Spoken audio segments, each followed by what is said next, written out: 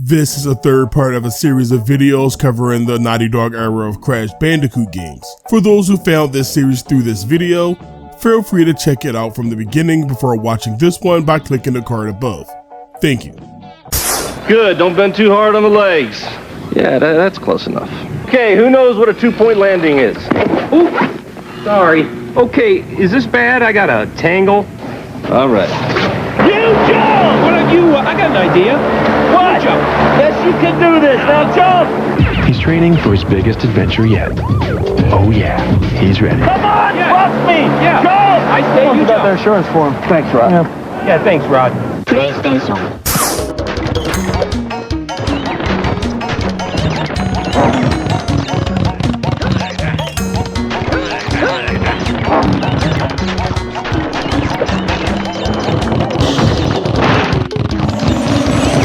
So after the release of Crash Bandicoot 2, Cortex Strikes Back, and at least a 3-month gap, Crash Bandicoot 3 started development in January of 1998, leaving Naughty Dog with about 10.5 months to make and ship the game, with a slightly increased budget of $2.3 million.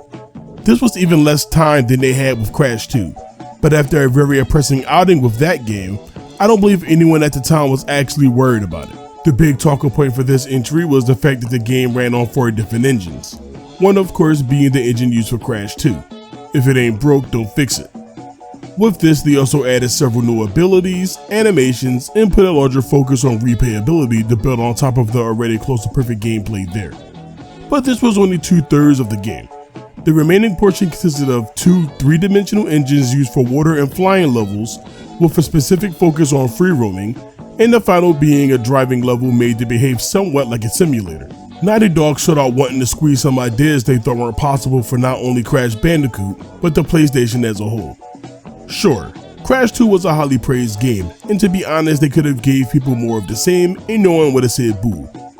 But it would have definitely had its detractors, sure, though I'm positive no one would have called it trash by any means whatsoever. But they didn't go that route, instead going for the more ambitious path. And it absolutely paid off, as Crash Bandicoot 3 released on November 3rd of 1998 to unanimous praise, and for the sake of getting our opinions of the game out of the way right now, nailed these ambitious ideas without too much fuss or hangups, and for such a small team is something to be applauded. But we're getting ahead of ourselves. This is part 3 of our Crash Bandicoot retrospective.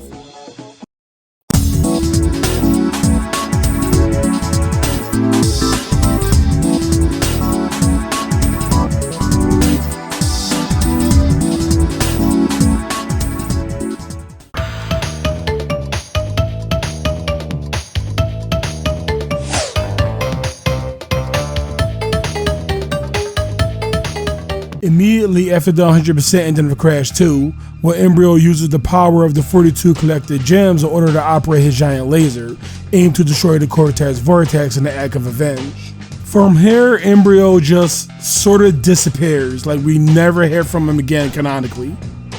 Well, I guess until Crash 4. The resultant debris from the Vortex is pulled into the Earth's orbit. It plummets and crashes to a nearby ancient ruin, and that frees a spirit that instantly makes his presence known.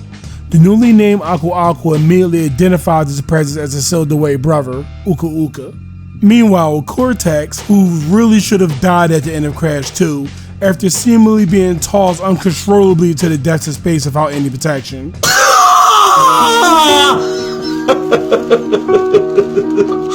My mission has failed. My ship is lost. It's heating unit. It's minus 455 degrees. Matter of fact, he should have died after Crash 1, but I digress. He's seen now cowering before Uka Uka, who berates him about his previous failures. This doesn't make a ton of sense because his first 2 plans were entirely self-serving. It didn't come across as a command for some overarching evil being. But we don't know what Cortex would have done if any of those plans would have succeeded. So maybe freeing Uka Uka was a part of all that. Anyway, Cortex began to blame Crash for all his troubles, but Uka Uka is having none of it. Because of his failures, there are no more power sources on the planet, with the crystals and gems being used by Crash, Coco, and Embryo during the ending events of Crash 2. but he did decide to show him mercy, since it was his failure that inadvertently freed him. So Cortex is given one last chance, and then he is introduced to Entropy, the creator of the Time Twister, which is the name of the time machine used to justify the levels of Crash 3. You know, for a pretty ancient evil and being sealed away, how the hell does Uka Uka have all these connections to all these science guys? I suppose super science in out of itself could be considered magical in nature, so I guess it isn't too far off. Back with the Bandicoots, Aku Aku tells them the history of his brother and informs them that it must be stopped at all costs. They all rush out the house and travel to the same time twister the bad guys were just at. Wait, okay. I get Uka Uka knowing this thing since he has connections and whatnot, but how does Aku Aku know? This is a place of science. How would he know? After battling Cortex's minions and collecting the gems and crystals throughout time, Crash and Aku Aku battle Cortex and Uka Uka at the core of the Time Twister. The villains are beaten and the Time Twister implodes. Cortex, Tropy, and Uka Uka are caught in a massive warp portal while Crash and company manage to escape. The portal tosses the three out into the prehistoric past, turning Cortex and Tropy into babies to fight over Uka Uka. Meanwhile, Crash, Coco, and Aku Aku returns home, never to be bothered again. The story to Crash 3 Warp is a massive improvement over Crash 2, which is just riddled with inconsistencies and convoluted logic. The plot here is simple, it doesn't try to do anything fancy with some twists or turns. The bad guys are bad guys, the good guys are good guys, and that just does a better job at justifying what happens during the game. Plus, luckily for us, the game isn't named similar to the nature of the last one, so we avoided any Crash Bandicoot 3 Cortex turns into babies or something.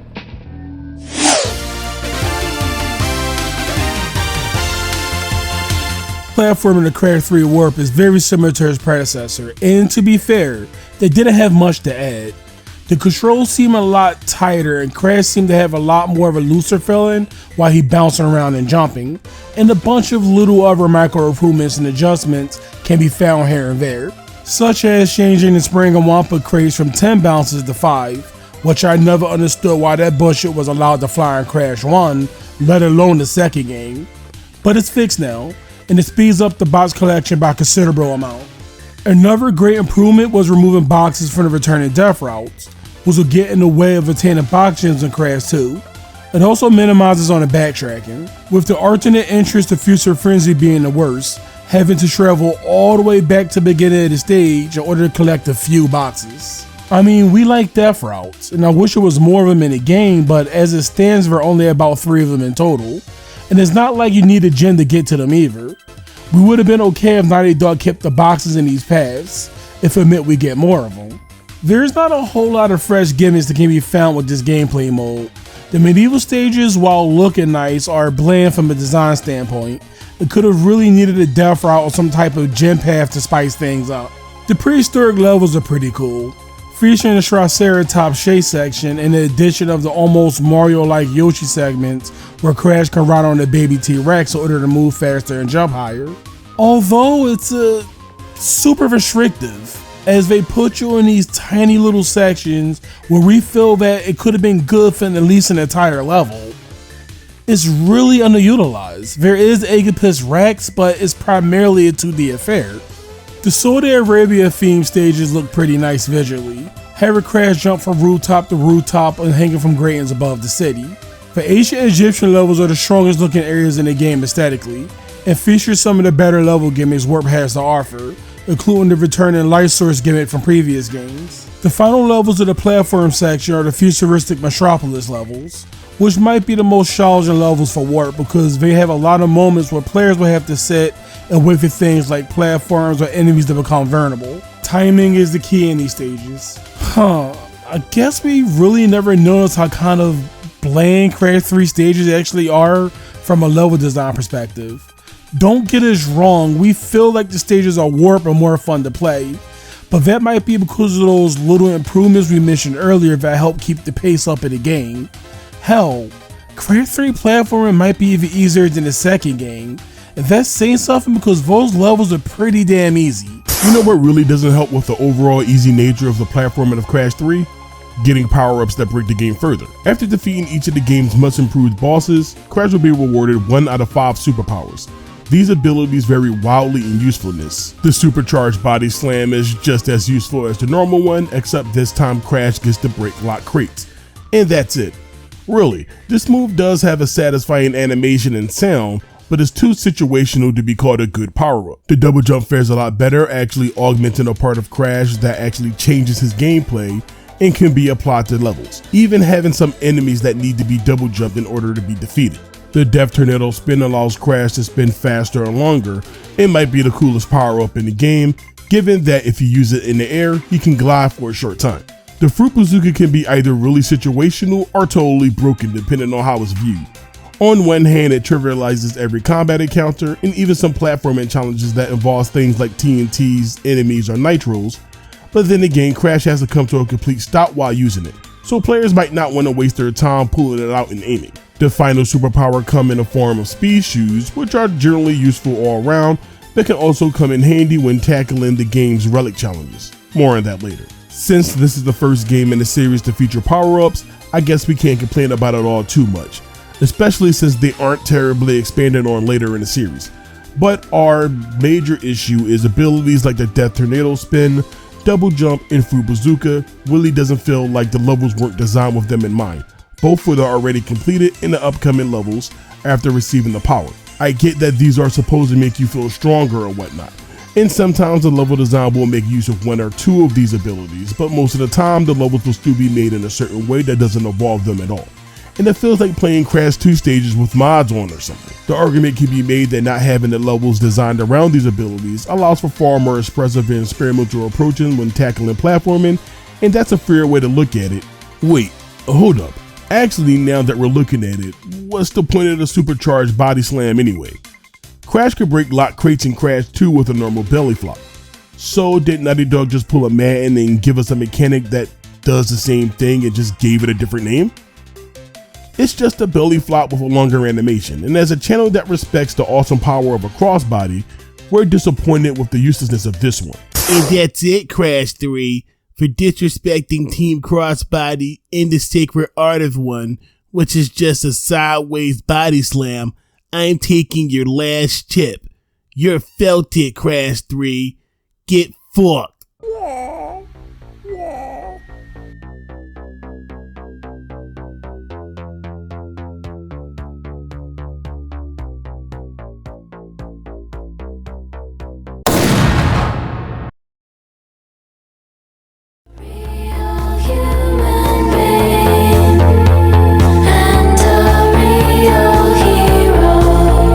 But other than getting a difficulty boost and better level design that incorporates the superpowers more, the complaints we have with the platforming elements of the game are minor at best, as these levels are still a blast to play through, even though they're slightly easier than what Crash 2 brought to the table.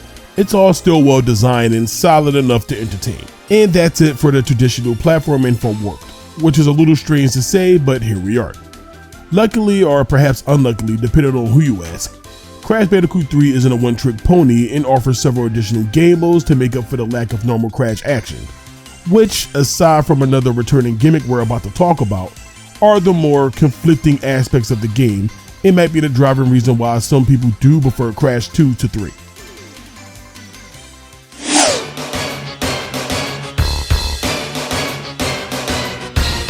Crash Bandicoot's famous auto-runner stages makes a return, but they're inherited by the newly playable and strangely quiet Coco and her friend Purah. Only 2 levels of Crash 3 feature this gimmick, Orient Express and Midnight Run, and both levels are based off construction of the Great Wall of China, with a day and night variant respectively. They play similar to the Polar stages of Crash 2, with the only meaningful change being that Purah can speed up indefinitely, instead of the little burst of speed from before. Being the third time around, we feel like these stages are perfect, with the right amount of obstacles, box placements, and little stretches of path that allow you to run. We never get bored of playing these stages, specifically looking for these levels on a fresh playthrough. Sadly, there's only 2 of them, and they both share the same theming, but they're excellent all the same.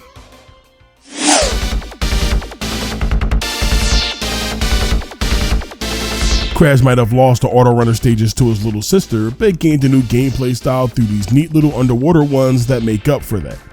We heard all kinds of complaints about these levels when we were growing up, from them being dull, hard to control, or not fitting what a Crash Bandicoot game is.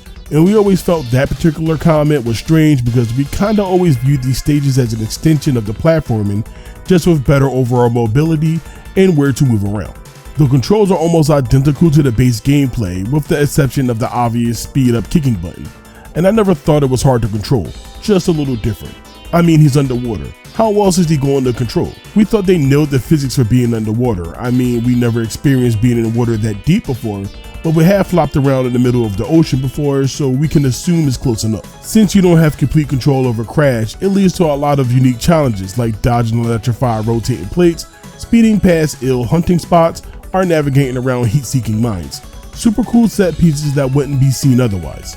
Players can also get a hold of an overpowered underwater jet ski thing that fires torpedoes and helps get around the map much more quickly, but it's balanced by not being available all the time, giving Crash a much larger hitbox to contend with, and still being destroyed after one hit.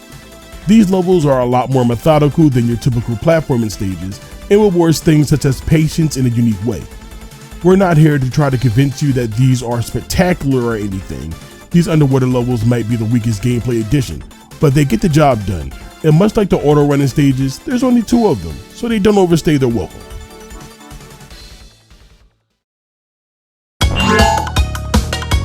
Did you know? Crash 3 head-to-head cutscene were lip-synced specifically to match the 6 languages used for the game. This was considered a novel concept for the time of release. Did you know? Cortex uses 3 different models over the course of the game, which result in his hair regularly changing color.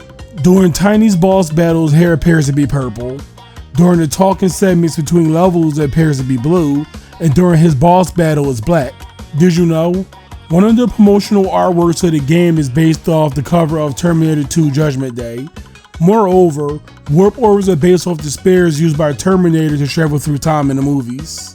Did you know Coco was made silent in this game for the same reasons Crash was before? Naughty Dog intended players to identify themselves with the playable character more easily without personality dislikes. Did you know? The title menu is completely different in the Japanese version of the game.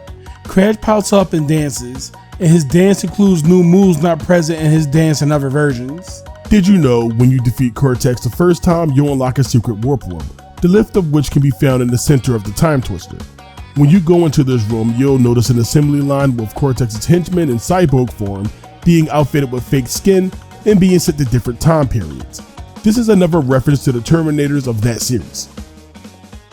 The graphics of Crash Bandicoot 3 Warped aren't that different overall from the previous game. I can assume everything just looks a lot more tighter, but that just could be me thinking this. The environments spread a lot more different effects this time around, with levels featuring things like steam and other visual flourishes like Crash running through shallow waters like in the prehistoric levels. Now cutting bosses and things like secret entrances, Crash 3 has about 30 levels total, and Naughty Dog made sure to make these feel as distinct as possible as not to fall into the same trappings as second game did. Which they kinda did. It's about 75-25. You see, the time traveling gimmick really helps push the visuals beyond the standard lab or vague island settings we'd be getting up to this point, and might have continued to get if this game was still set on the sand of the island. The issue with Crash 2's repeated level theming isn't corrected much here, but at the very least, each of the game's repeated level themes are distinctly unique from one another, with repeating themes having more extreme differences between them than in the past.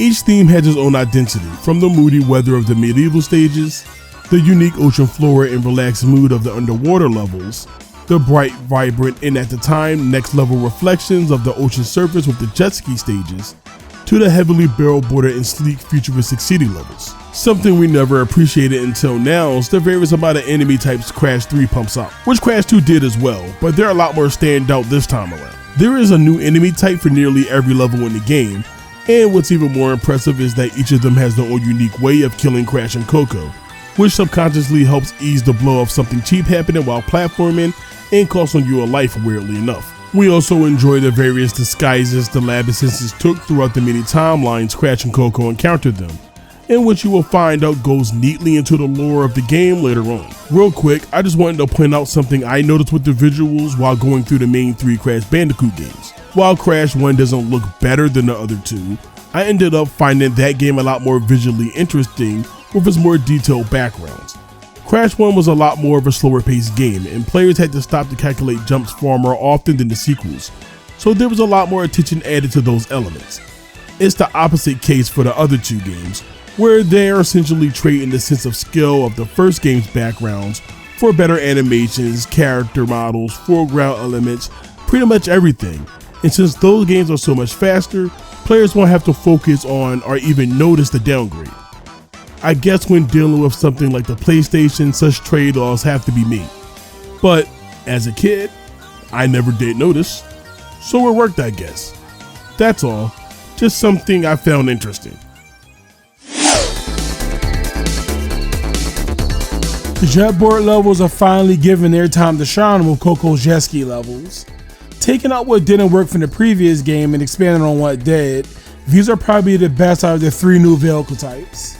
The controls are really well done here. The weight and speed of the jet ski feels just right, and while combining both of them while jumping off a ramp is extremely satisfying to do. The objectives of these stages are pretty much the same as everything else.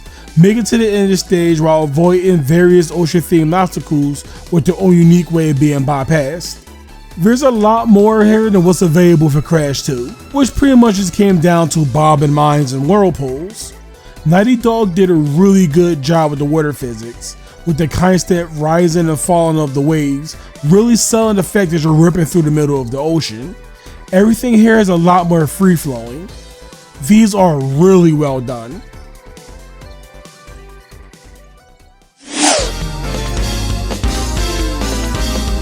The motorcycle levels we don't have as much love for as the jet ski, but they're serviceable enough. The controls are solid if a little stiff, but we feel this was done intentionally as not to make the levels too easy. In order to win these races, players will have to have enough knowledge of the overall controls and physics to boost and maintain good racing lines for as long as possible without hitting things like cop cars or falling into pits. These levels are masterable, but I wouldn't scream at anyone that doesn't enjoy the feel of the motorcycle. It's very hit or miss. Besides, the Hot Rod lab assistants don't drive too fast, so you'll be able to catch up with them just by racing well enough if you find using the boosters a little too cumbersome.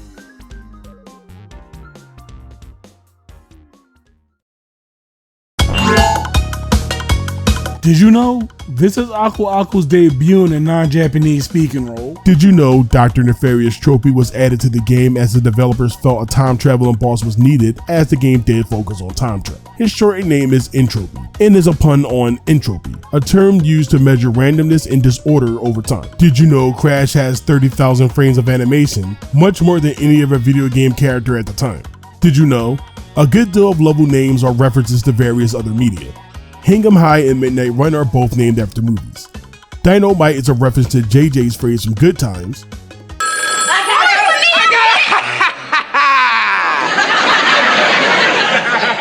Hello. Aren't you glad you let your fingers do the walking? Cause you got kids Dynamite doing the talking. Tomb Raider is a reference to Tomb Raider. Oedipus Rex is a reference to the Greek tragedy Oedipus Rex. Skeet Craze is named after a 1986 game made by Naughty Dog founders Jason Rubin and Andy Gavin, and Rings of Power is named after their first game ever made for the Sega Saturn, which is ironically the last stage in the game.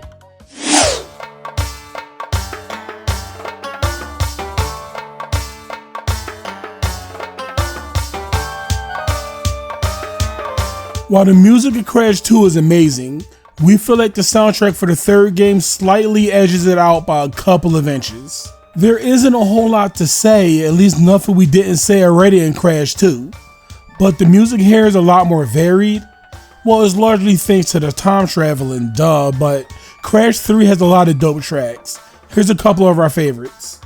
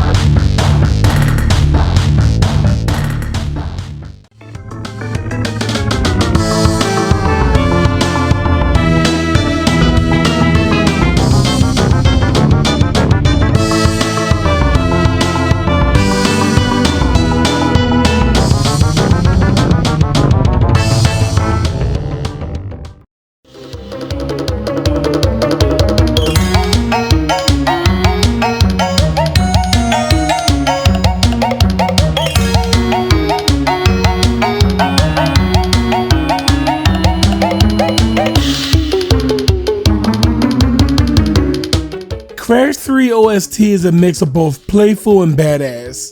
Maybe a lot of the music leans more into the playful side of things compared to a lot of more badass tracks in 2, but I can't not hear this music and just think it's peak Crash Bandicoot.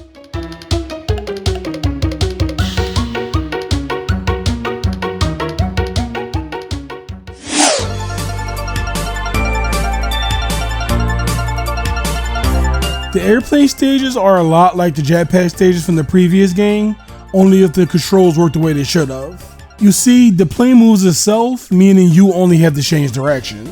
The goal of these stages is destroy Cortex's blimps and planes, and make sure you kill the minions off screen because they will definitely miss your health bar if left alone. Well, at least they have the common courtesy to fly in front of you, but that's mostly because you lack a crosshair. These game modes are simple, but they're fun to play.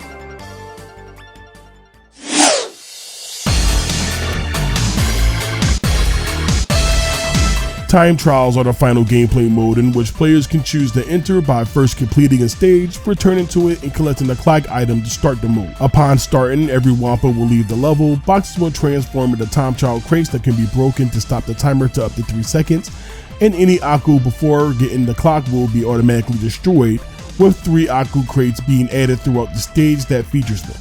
Upon finishing within the recommended times, you will be rewarded with the game's new collectible, the Relic, which will be a staple of the series from here on in.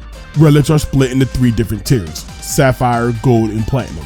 Sapphire relics are the lowest tier and therefore the easiest to shoot for. Gold relics are the mid tier and are the minimum requirement for max completion of Crash 3, and Platinum relics is the highest reward from a time trial, which will require not only a deep understanding of the levels and how to optimize them, but also the use of the power-ups such as the speed shoes and Death Tornado Spin. Earning every gold or platinum relic will grant players a gem.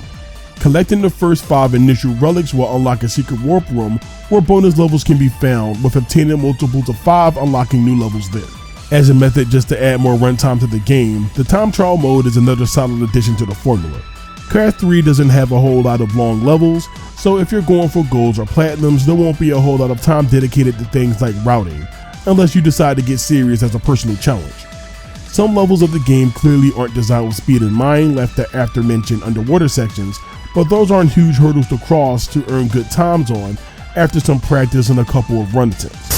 So, that's all the new gameplay modes they added for Warp, and I don't see what's the issue here. Granted, there isn't a lot of classic gameplay this time around, yeah, but almost all the ideas of this game were expanded concepts off of past games. Sure, I get that people don't enjoy these stages as much as the core Crash gameplay, and maybe Naughty Dog should have added a little more platform stages so the game favors that a bit more. These are fair opinions to have, but we don't think Crash 3 is a weaker game because of it. Some of these ideas might be better than others, but they're certainly fun to be had with all of them. And if you really hate some of the gimmicks, none of them last very long, and they only take up a small percentage of the game as a whole. Besides, this is the last classic Crash game developed by Naughty Dog, and they decided to get a little ambitious and toss out some of the ideas they always had for the series, and that make these little additions hard to hate in our opinion. The various forms of play was ultimately for the best, because they helped the game stand out from the other 2 games. And it's not like we're saying if an all-platforming Crash 3 would be considered bad or something, but I don't think it would have had the lasting impact if Naughty Dog were to go with that route. Our perspective of the series has changed during the making of this retrospective, with us thinking Crash 2 was the uncontested best game, but since we finished the final traditional Crash game of the run, we should provide our overall opinions of these games now.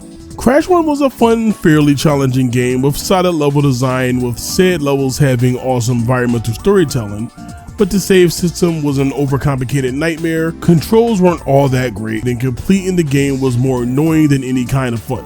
Crash 2 is an awesome game, despite being a little undercooked, and our complaints can be considered nitpicks. The game doesn't really suffer for anything major. It expanded and improved on just about every issue Crash 1 had, and even though it's flawed, it tended to provide players with a more narratively driven story, and in terms of what people want from a Crash Bandicoot game, this is considered peak. And with Crash 2 being the peak of the series, it kinda left Crash 3 in an awkward slot. Once again, the game could have been the same thing like Crash 2, but they chose to correct one of the biggest complaints lobbied against the previous entry, and that was largely with its variety. Also, the story was a lot better. Because let's be real here, kids, Crash 2 is a little repetitive.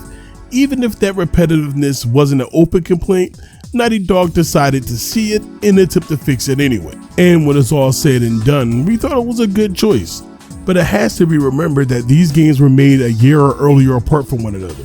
So fixing the issues of a past game sometimes won't leave enough time to see certain issues of the current. But hey, Naughty Dog has done more making 3, CTR making 4 games a year apart from one another than most studios today can do with one game in 5 years. And that's a little sad when you say it, but here we are. So it's okay to like Cortex Strikes Back more than Warp, because to us they're essentially the same game. It just depends what you're looking for with that particular play session. You want to play a game with a bit more focus on platforming? Crash 2 is for you. You want a little more variety tossed in while you do some platforming? Well, Crash 3 has got you covered. One isn't better than the other, because one is designed to cover for the weaknesses of the last. And that's what people tend to forget. These games weren't made in a bubble. Although we have a newly gained respect for the first game, we're going to keep it 100 and say that if you need something to absolutely be considered the worst game, well, that's the first one. And even some people think that's the best in the trilogy. So just do what we do and embrace them all. I think it's doing a disservice to the trilogy to try them all individually anyway. Well, I feel TCB's a little crashed out for now. Our original idea was just to do the first 3 games and hopefully sneak in a CTR video before the end of the summer. But much like Crash 1, we don't have much nostalgia for the original version of that game, with Natural Feud filling that area. So we want to take our time making this video, and that may take a while, so we might not make that deadline. So fuck it, it'll come out when it comes out in this now living Crash retrospective, where we'll return to review 1 or 2 mainline Crash games periodically. But first, we want to take a quick break and cover something else before getting back into Crash. So we hope we see you there, and we'll see you next time on Nostalgia Turns.